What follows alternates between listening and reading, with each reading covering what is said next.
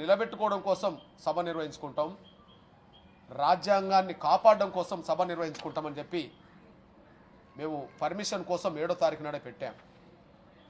కానీ మాకు పర్మిషన్ నిరాకరిస్తూ వాళ్ళు ఇచ్చిన దాంట్లో సుప్రీంకోర్టు గైడ్ లైన్స్ ప్రకారంగానే మేము ఇవ్వట్లేదని చెప్పడం జరిగింది. సుప్రీంకోర్టులో ఏమున్నదని చూస్తే పర్మిషన్ లేకుండా జంతర్ మంతర్ వద్ద ధర్నాలు జరగద్దు అని చెప్పి ఉన్నది. పర్మిషన్ లేకుండా ధర్నాలు ఎవరు చేయొద్దు, అది సుప్రీంకోర్టు తీర్పే. కానీ మేము పర్మిషన్ కోసం పెట్టుకున్నాం. 7వ తారీఖు నాడు పెట్టుకుంటే 9 రోజులు ఇప్పటికీ. రెండోది, నెలల తరబడి జంతర్ మంతర్ వద్ద టెంట్లు వేసుకున్న వాళ్ళు ఉన్నారు, వాళ్ళను తొలగించాలని చెప్పి సుప్రీంకోర్టు గైడ్ లైన్స్లో ఉన్నది.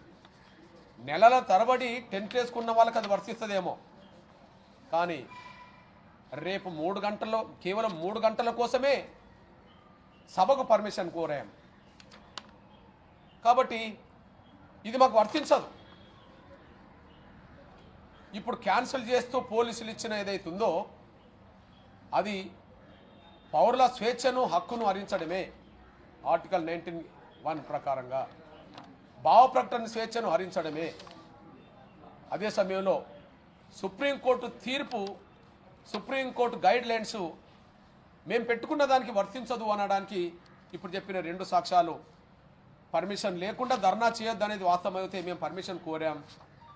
నెలల తరబడి తీసుకున్న వాళ్ళను అక్కడ తొలగించాలని అందులో ఉంటే మేము 3 గంటల కోసం కోరాం.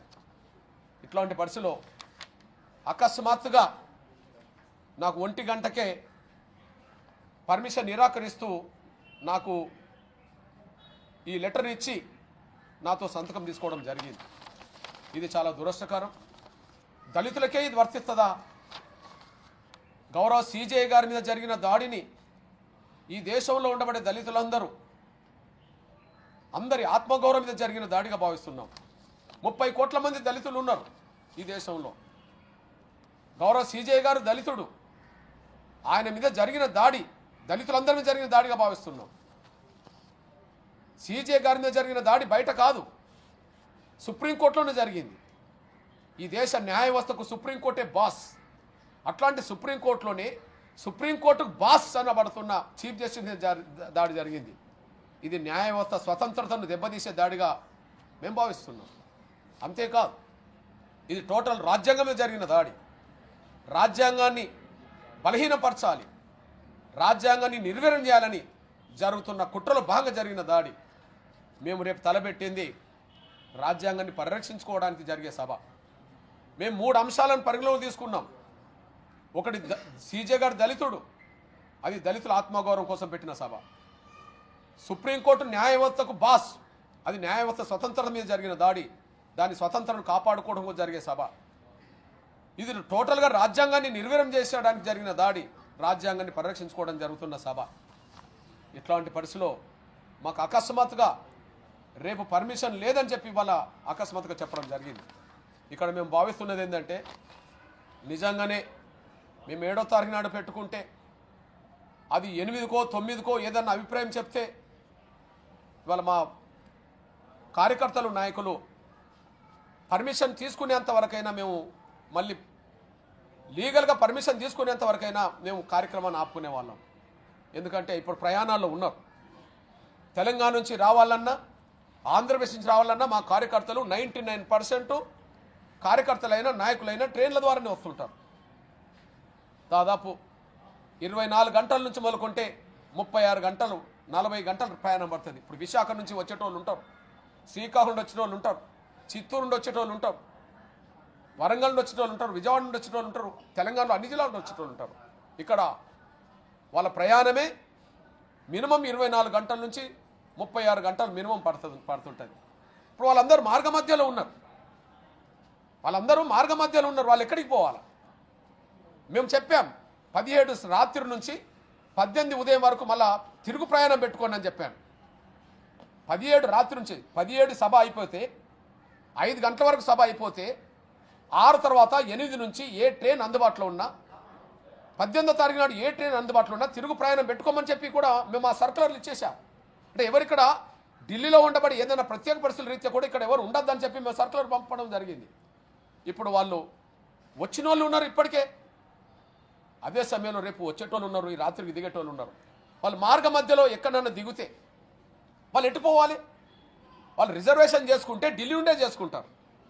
వచ్చేటోళ్ళందరూ ఢిల్లీకే వస్తున్నారు, పోయేటోళ్ళు కూడా ఢిల్లీ నుండే రిజర్వేషన్ చేసుకుంటారు. ఇప్పుడు మార్గ మధ్యలో వాళ్ళు ఎక్కడ దిగుతారు? ఎక్కడ దిగి వాళ్ళు ఎక్కడికి వెళ్ళాలి? రిజర్వేషన్ ఇక్కడి నుంచి ఉంటుంది కదా. చాలా బాధాకరమైన విషయం. ఇది దళితులకేనా? ఇది ఒక దళితులకేనా ఇవన్నీ అడ్డంకులు? ఇదేం న్యాయం అవుతుంది? అదే సమయంలో మీకు విజ్ఞప్తి చేస్తున్నాను నేను, హైదరాబాద్కో న్యాయం, ఢిల్లీకో న్యాయమా? అమరావతికి ఒక న్యాయం, ఢిల్లీకి ఒక న్యాయమా? బెంగళూరుకు ఒక న్యాయం, ఢిల్లీకి ఒక న్యాయమా? చెన్నైకి ఒక న్యాయం, ఢిల్లీకి ఒక న్యాయమా? కేరళకు ఒక న్యాయం, ఢిల్లీకి ఒక న్యాయమా? ఎందుకు నేను ఈ మాట మాట్లాడుతున్నంటే ఈరోజు జంతర్ మంతర్ వద్ద ధర్నా జరుగుతుంది. ఈరోజు జంతర్ మంతర్ వద్ద ధర్నా జరుగుతుంది. మీరు పోయి చూసిరండి. అది కూడా ఒక కుల సంఘం పేరుతోనే జరుగుతుంది. బాంబ్ బ్లాస్టింగ్ కంటే ముందు ధర్నాలు జరిగినాయి. బాంబ్ బ్లాస్టింగ్ తర్వాత ఒక 48 గంటలు టోటల్గా అందరూ ఆపారు. తర్వాత యథావిధిగా మళ్ళీ అందరికి పర్మిషన్ ఇచ్చారు. ధర్నాలు జరుగుతున్నాయి. అక్కడ ప్రజాస్వామ్యబద్ధంగా శాంతియుతంగా నిరసన వ్యక్తం చేసుకునే అధికారం, హక్కు ఎక్కడిచ్చారు? ఢిల్లీలో జంతర్ మంతర్తోనే కదా. ప్రజాస్వామ్యబద్ధంగా శాంతియుతంగా సభలు జరుపుకునే హక్కు, శాంతియుతంగా ఒక నిరసన వ్యక్తం చేసుకునే హక్కు, ప్రజాస్వామ్యబద్ధంగా భావ ప్రకటన చేసే హక్కు ఇక్కడ ఎక్కడిచ్చారు? ఢిల్లీ జంతర్ మంతర్ వద్దనే కదా. మరి ఢిల్లీ జంతర్ మంతర్ వద్ద బ్లాస్టింగ్ కంటే ముందు జరిగినాయి, బ్లాస్టింగ్ తర్వాత జరుగుతున్నాయి. ఈరోజు కూడా ధర్నా జరుగుతుంది. అక్కడ. అంటే సుప్రీంకోర్టు తీర్పులు ఇప్పుడు ధర్నా చేసే ఒక కుల సంఘానికి వర్తించదా? వాళ్ళందరూ ఢిల్లీ వాళ్ళే కదా. అంటే ఢిల్లీ వాళ్ళు ధర్నా చేస్తే పర్మిషన్ ఇస్తారా? హైదరాబాద్ నుంచి, అమరావతి నుంచి, ఇతర రాష్ట్రాల నుంచి మా డెలిగేషన్ వస్తుంటే మార్గ మధ్యలో ఉండగా మాకు క్యాన్సిల్ చేస్తారా? వచ్చేటోళ్ళు ఎటుపోవాలి? మేము ఢిల్లీకో న్యాయం, హైదరాబాద్కో న్యాయం అనే మాట అనడానికి కారణం అదే. నా పాత్రికేయ మిత్రులారా, ఇప్పుడు పోయి మీరు చూడండి. అక్కడ జంతర్ మంతర్ వద్ద ధర్నా జరుగుతుంది, అక్కడ సభ జరుగుతుంది. అది కూడా ఒక కుల సంఘం పేరుతోనే జరుగుతుంది. వాళ్ళు ఢిల్లీ వాళ్ళ, హర్యానా వాళ్ళ మాకు తెలియకపోవచ్చు, కానీ వాళ్ళు ఇక్కడోళ్ళే. అంబేద్కర్ మహానుడు ఎందుకు కోరిండో కానీ దేశానికి రెండో రాజధాని హైదరాబాద్ కావాలన్నాడు. నిజంగా రెండో రాజధాని హైదరాబాద్ ఉంటే ఇక్కడ దాకా వచ్చే పరిస్థితి కూడా మాకు ఉండేది కాదు. మా నిరసన, మా ఆవేదన అక్కడనే వ్యక్తం చేసేవాళ్ళం. మా నిరసన, మా ఆవేదన, మా ఆకాంక్షలు అక్కడనే వ్యక్తం చేసేవాళ్ళం. రెండో రాజధాని అనే కాడ ఢిల్లీకి రావాలంటే దక్షిణాది రాష్ట్రాల ప్రజలు, ఢిల్లీకి రావాలంటే దక్షిణాది రాష్ట్రాల ప్రజలు 100కి 95% ప్రజలు, 98% ప్రజలు ట్రైన్ల ద్వారానే వస్తుంటారు. వాళ్ళకు తెలంగాణ ఢిల్లీకి అందుబాటులో ఉంటుంది. వాళ్ళకే మినిమం 24 గంటలు పడుతుంది. ఇక కర్ణాటక, తమిళనాడు, కేరళ, పాండిచ్చేరికి సంబంధించిన వాళ్ళకు 36 గంటలు, 48 గంటలు కూడా పడుతుంది. అంటే 48 గంటలు, 36 గంటలు, 24 గంటలు ప్రయాణం చేసి వచ్చేటోళ్ళకు పర్మిషన్ ఉండదు. ఒక గంట సమయం వాళ్ళ ఇళ్ళకి చేరేటోళ్ళకు పర్మిషన్ ఉంటుంది ఇక్కడ. ఇది న్యాయం కాదు. డాక్టర్ బాబాసాహెబ్ అంబేద్కర్ ఎందుకు అన్నాడో, దేశ రెండో రాజధాని హైదరాబాద్ ఉండాలని చెప్పి. అందువల్ల ఉత్తరాదికి ఒక న్యాయం, దక్షిణాదిలో ఒక న్యాయం ఉండద్దు, ఢిల్లీకి ఒక న్యాయం, హైదరాబాద్కి ఒక న్యాయం ఉండద్దు. న్యాయం అంటూ అందరికీ ఒకే తీరుగా వర్తించాలి. రాజ్యాంగం, చట్టాలు అనేది దేశ పౌరులందరికీ సమానంగా వర్తించాలి. ఇక్కడ అది జరగట్లేదు. ఇది నిరసన వ్యక్తం చేస్తున్నాం. ఏది ఏమైనా ఇక్కడికే చేరుకున్న వాళ్ళు, ఇప్పటికే వివిధ ట్రైన్ల ద్వారా చేరుకొని ఢిల్లీలో ఉన్న వాళ్ళు, మీరు ఏమాత్రం ఆందోళన చెందకుండా ఎక్కడున్నోళ్ళు అక్కడ ఉండండి, బయట తిరగబాకండి. నేను అప్పీల్ చేస్తున్నా ఎంఆర్పిఎస్ అనుబంధ నాయకులందరికీ అప్పీల్ చేస్తున్నా. ఇప్పటికే ఢిల్లీ చేరుకున్న వాళ్ళు ఎవరున్నా ఎలాంటి ఆందోళన చెందాల్సిన అవసరం లేదు. రేపటిది వాయిదా పడుతుంది కావచ్చు, కానీ వచ్చిన వాళ్ళు మీరు క్షేమంగా ఉండాలి. ఎక్కడున్న వాళ్ళు అక్కడ ఉండండి, బయట తిరగద్దని అప్పీల్ చేస్తున్నా. ఇక రెండోది, ఇప్పుడు ఈ ప్రెస్ మీట్ ద్వారా ఇప్పటికే వివిధ ట్రైన్లో ప్రయాణం చేసే కార్యకర్తలు, నాయకులు వస్తుంటారు. ఎట్టి పరిస్థితుల్లో మీరు మార్గ మధ్యలో దిగబాకండి. ఎట్టి పరిస్థితుల్లో మీరు మార్గ మధ్యలో దిగబాకండి, ఆందోళన చెందబాకండి. మీరు ఢిల్లీకే రండి. మీరు ఏ రోజు నుంచి అయితే ప్రయాణం మళ్ళీ రిటర్న్ ప్రయాణం పెట్టుకున్నారో దానికే వెళ్ళండి. మీరు మార్గ మధ్యలో దిగి ఇబ్బందులు పడబాకండి. ఇప్పుడు ఈ వార్త ఆగ్రాలో స్టేషన్ ఉన్న వాళ్ళకి తెలుస్తుంది. ఈ వార్త ఇంకెక్కడన్నా ఉన్న వాళ్ళకు తెలుసు, మార్గ మధ్యలో ఎక్కడున్న వాళ్ళకి తెలుస్తుంది. వెంటనే ఆందోళన చెంది మీరు అక్కడ మళ్ళా ఏ రిజర్వేషన్ సౌకర్యం లేకుండా ఏ ఇబ్బందులు పడుతూ మళ్ళీ వెనుకకు తిరగాల్సిన అవసరం లేదు. మీరు ఇక్కడికే వచ్చేటోళ్ళు కనుక రిటర్న్ చేసుకునేటోళ్ళకే 90% చేసుకుంటారు కనుక ఇక్కడ క్షేమంగా చేరండి, ధైర్యంగా చేరండి, ఎలాంటి ఆందోళన చెందకుండా చేరండి. ఇక్కడికి వచ్చిన తర్వాత మీరు ఏదైనా రూములు బుక్ చేసుకుంటే అక్కడనే మీరు ఉండండి, తిరుగు ప్రయాణం అయ్యే సమయానికి ఉండండి. లేదు ఎలాంటి బుక్ చేసుకోలేదనుకుంటే అంబేద్కర్ భవన్లో కొంత షెల్టర్ ఉంటుంది. అంబేద్కర్ భవన్లో ఏ షెల్టర్ అది? కరోల్ బాగ్ వద్ద ఉండబడి అంబేద్కర్ భవన్లో షెల్టర్ ఉంటుంది. దయచేసి ఇబ్బందులు ఏమి పడకుండా షెల్టర్కి మాత్రం చేరుకోండి.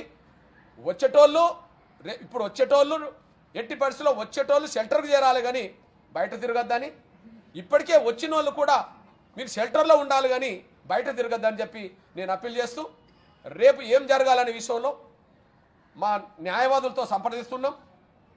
ఢిల్లీలో ఉండబడి న్యాయవాదులతో సంప్రదిస్తున్నాం. మా లాయర్ల విభాగం కూడా ఇక్కడ ఉన్నది, రేపు సంప్రదిస్తాం.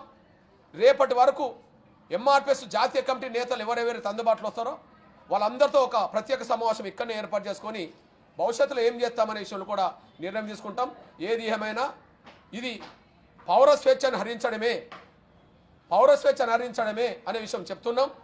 ఢిల్లీలో ఇవాళ ధర్నా జరుగుతూ అదే జంతర్ మంతర్ ధర్నా జరుగుతూ రేపు ధర్నాన్ని నిరాకరించడం అనేది ఇది న్యాయం కాదనే విషయం కూడా గుర్తు చేస్తున్నాం. అదే సమయంలో ఢిల్లీకి ఒక న్యాయం, హైదరాబాద్కు ఒక న్యాయం ఉండకూడదని చెప్పి మేము భావిస్తున్నాం. అంబేద్కర్ కోరుకున్న రెండో రాజధాని హైదరాబాద్ ఉంటే మేము ఇక్కడికి వచ్చే అవకాశం కూడా ఉండేది కాదని ఖచ్చితంగా రెండో రాజధాని విషయంలో కూడా కేంద్రాలు రాష్ట్రాలు అన్ని ఆలోచించాలని చెప్పి నేను విజ్ఞప్తి చేస్తున్నాను.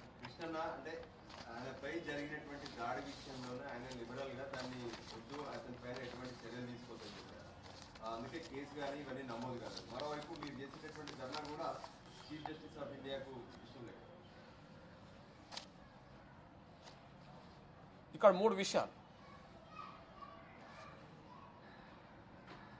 దాడికి గురైన వాళ్ళే కేసు పెట్టాలి, కేసు పెట్టకూడదు అనేది కాదు సమస్య.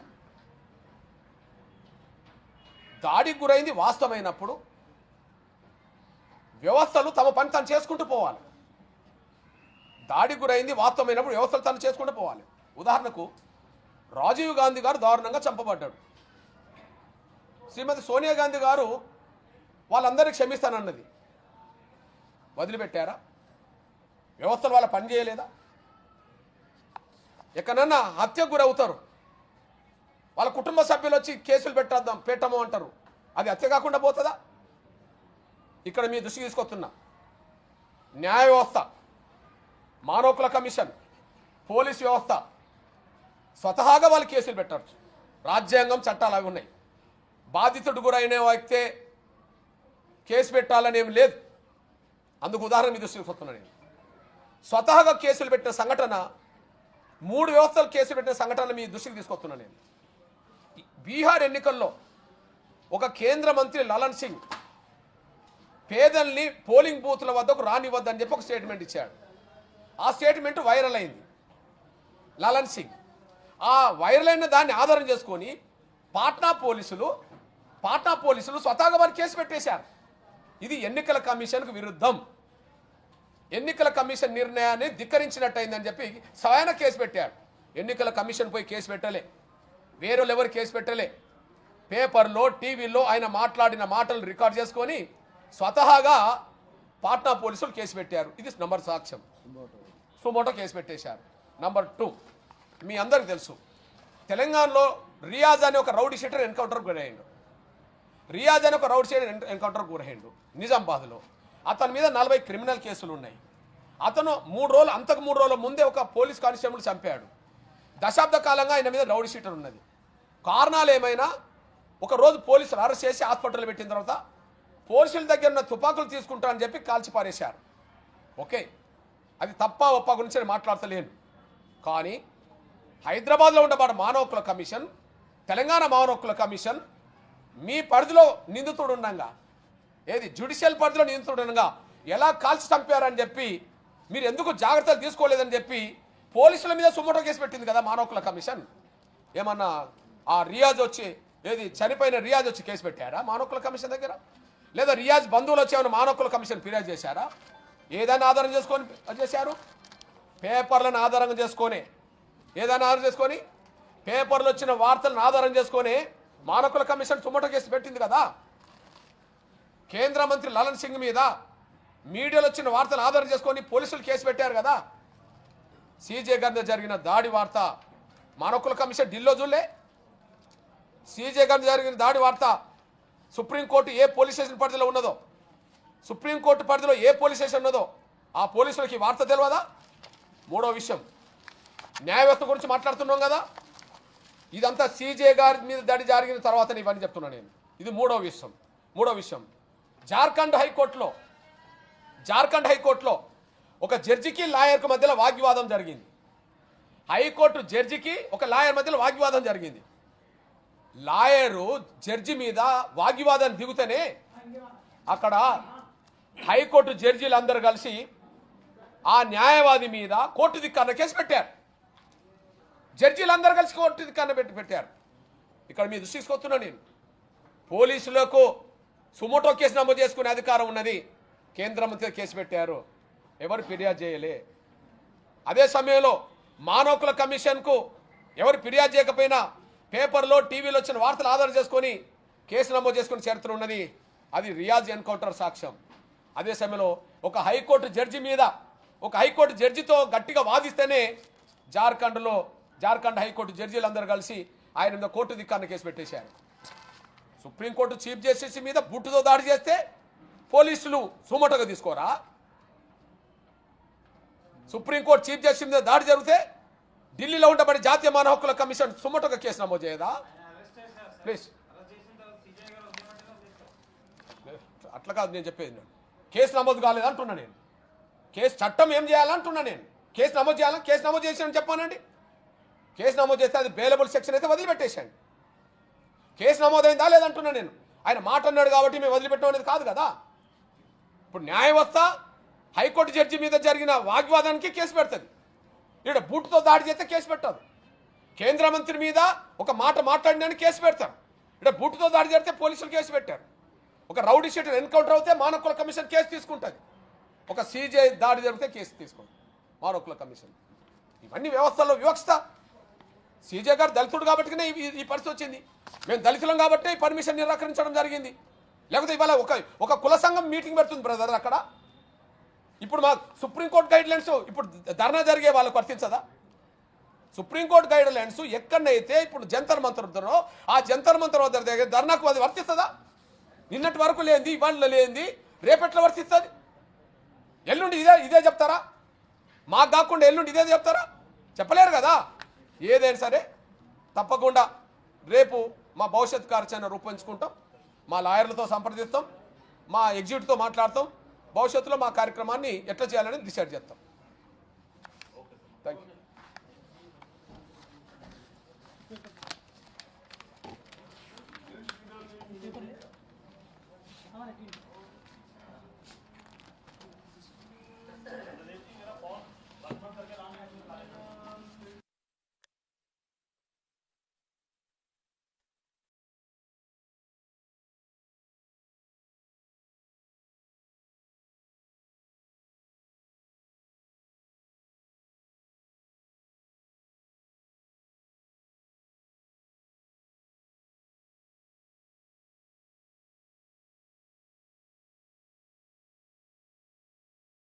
స్వేచ్ఛ ఈ దేశ సుమోటో కేసు స్వేచ్ఛ ఈ దేశ పౌరులందరికీ ఉన్నది. అందులో భాగమే మేము శాంతియుతంగా రేపు సభను నిర్వహించాలనుకున్నాం. పర్మిషన్ కోసం 7వ తారీఖు నాడే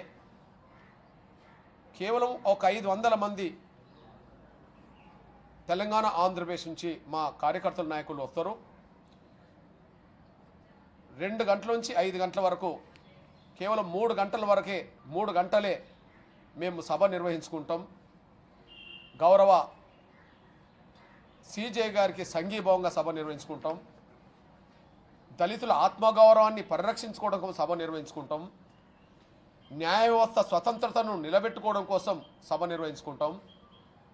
రాజ్యాంగాన్ని కాపాడడం కోసం సభ నిర్వహించుకుంటామని చెప్పి మేము పర్మిషన్ కోసం 7వ తారీఖు నాడే పెట్టాం. కానీ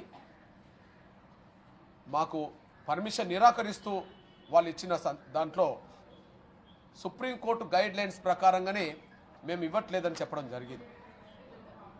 సుప్రీంకోర్టులో ఏమున్నదని చూస్తే పర్మిషన్ లేకుండా జంతర్ మంతర్ వద్ద ధర్నాలు జరగద్దు అని చెప్పి ఉన్నది. పర్మిషన్ లేకుండా ధర్నాలు ఎవరు చేయొద్దు, అది సుప్రీంకోర్టు తీర్పే. కానీ మేము పర్మిషన్ కోసం పెట్టుకున్నాం. 7వ తారీఖు నాడు పెట్టుకుంటే 9 రోజులు ఇప్పటికీ.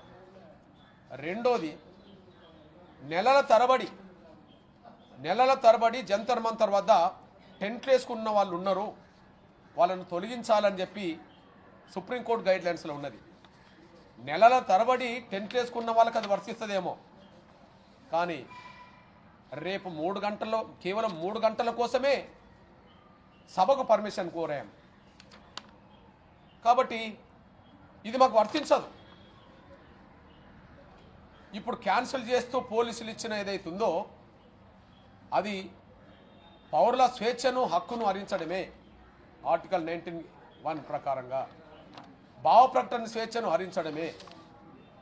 అదే సమయంలో సుప్రీంకోర్టు తీర్పు, సుప్రీంకోర్టు గైడ్ లైన్స్ మేము పెట్టుకున్న దానికి వర్తించదు అనడానికి ఇప్పుడు చెప్పిన 2 సాక్ష్యాలు. పర్మిషన్ లేకుండా ధర్నా చేయొద్దు అనేది వాస్తవమైతే మేము పర్మిషన్ కోరాం. నెలల తరబడి తీసుకున్న వాళ్ళను అక్కడ తొలగించాలని అందులో ఉంటే మేము 3 గంటల కోసం కోరాం. ఇట్లాంటి పరిస్థితిలో అకస్మాత్తుగా నాకు 1 గంటకే పర్మిషన్ నిరాకరిస్తూ నాకు ఈ లెటర్ ఇచ్చి నాతో సంతకం తీసుకోవడం జరిగింది. ఇది చాలా దురదృష్టకరం. దళితులకే ఇది వర్తిస్తుందా? గౌరవ సీజే గారి మీద జరిగిన దాడిని ఈ దేశంలో ఉండబడే దళితులందరూ అందరి ఆత్మగౌరవం మీద జరిగిన దాడిగా భావిస్తున్నాం. 30 కోట్ల మంది దళితులు ఉన్నారు ఈ దేశంలో. గౌరవ సీజే గారు దళితుడు, ఆయన మీద జరిగిన దాడి దళితులందరి మీద జరిగిన దాడిగా భావిస్తున్నాం. సీజే గారి మీద జరిగిన దాడి బయట కాదు, సుప్రీంకోర్టులోనే జరిగింది. ఈ దేశ న్యాయ వ్యవస్థకు సుప్రీంకోర్టే బాస్. అట్లాంటి సుప్రీంకోర్టులోనే సుప్రీంకోర్టుకు బాస్ అనబడుతున్న చీఫ్ జస్టిస్ మీద దాడి జరిగింది. ఇది న్యాయ వ్యవస్థ స్వతంత్రతను దెబ్బతీసే దాడిగా మేము భావిస్తున్నాం. అంతేకాదు, ఇది టోటల్ రాజ్యాంగం మీద జరిగిన దాడి. రాజ్యాంగాన్ని బలహీనపరచాలి, రాజ్యాంగాన్ని నిర్వీర్యం చేయాలని జరుగుతున్న కుట్రలో భాగంగా జరిగిన దాడి. మేము రేపు తలపెట్టింది